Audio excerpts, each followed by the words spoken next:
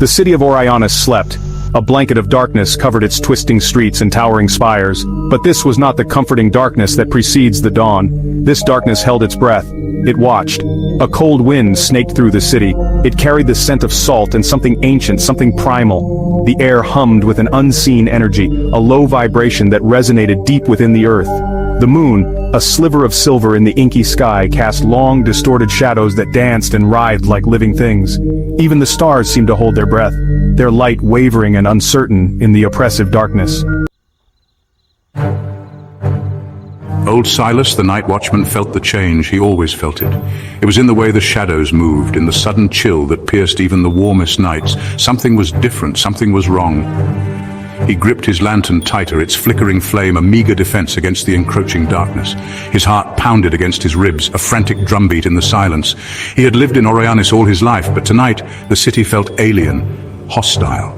As he rounded a corner, a flicker of movement caught his eye, a fleeting shadow gone before he could focus. He stopped, holding his breath, listening for the sound of footsteps or a whispered word, but there was nothing, only the sigh of the wind and the distant unsettling hum that seemed to vibrate beneath his feet. Unbeknownst to the sleeping city, the very air around them thrummed with unseen energy. It was an ancient energy, born of fire and shadow, whispering on the edge of perception. This was the realm of the Jinn, creatures of pure energy, invisible to the human eye. They were everywhere and nowhere, woven into the fabric of Orionis. Whispers in the wind, shadows dancing at the edge of sight. They observed the humans, their lives playing out like flickering shadows on the wall of their existence.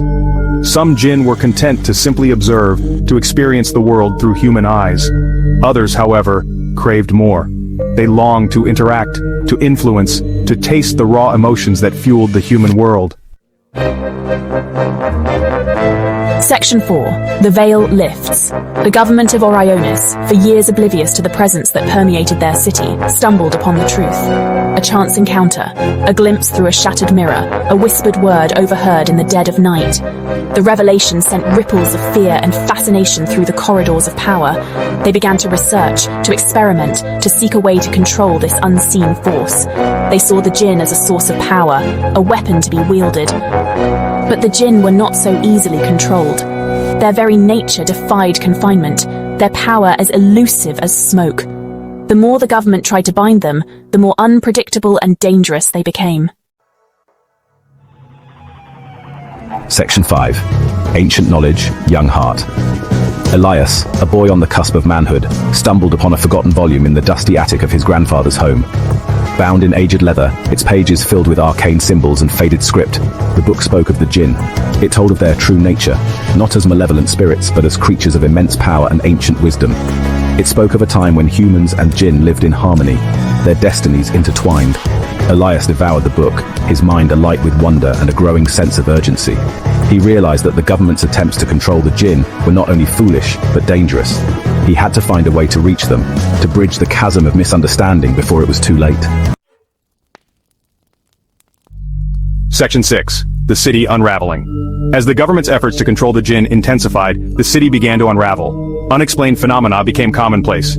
Objects moved on their own, whispers followed people down empty streets. The fabric of reality itself seemed to thin, the boundaries between the human world and the realm of the Jinn blurring. Fear and paranoia gripped the city. People distrusted their neighbors, afraid of who might be harboring a Jinn within their soul. The government, in its desperation, resorted to increasingly drastic measures, further fueling the chaos and driving the Jinn to the brink of open rebellion.